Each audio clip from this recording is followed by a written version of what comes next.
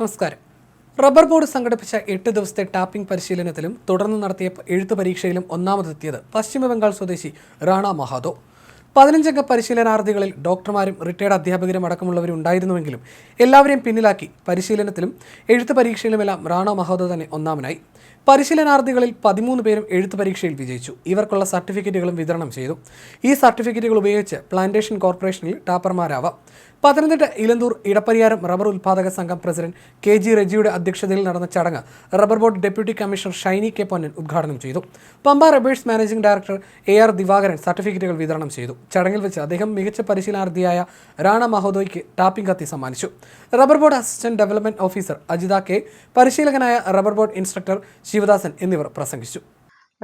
ഓരോ റബ്ബർ ഉൽപ്പാദക സംഘങ്ങളുടെ അണ്ടറിലും 8 ദിവസത്തെ ട്രെയിനിങ് ക്ലാസ്, 15 വിദ്യാർത്ഥികളും 30 മരവുമാണ് നമുക്ക് വേണ്ടത്.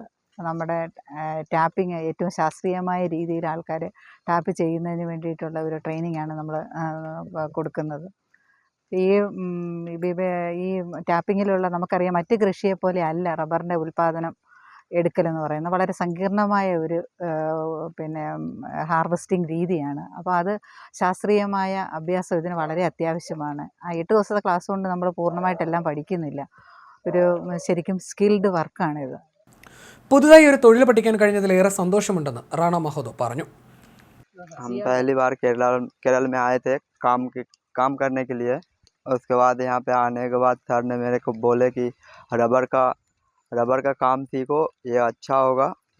उसके बाद सर ने मेरा नाम ये रबर बोर्ड में रजिस्टर कराया। रबर बोर्ड में रजिस्टर कराने के बाद यहाँ पे हम लोग क्लास किए, पूरा आदमी नहीं क्लास किए। उसके बाद क्लास में वो प्रैक्टिकल हुआ और एग्ज़ाम भी हुआ। उसमें मेरे को गिफ्ट भी मिला और हम सबसे पहला स्थान ग्रहण किए.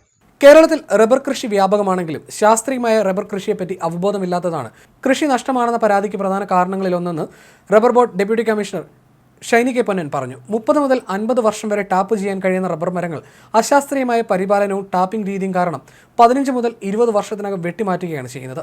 കേരളത്തിലെ കാലാവസ്ഥയും മണ്ണും എല്ലാം റബ്ബർ കൃഷിക്ക് ഏറെ അനുയോജ്യമാണ്.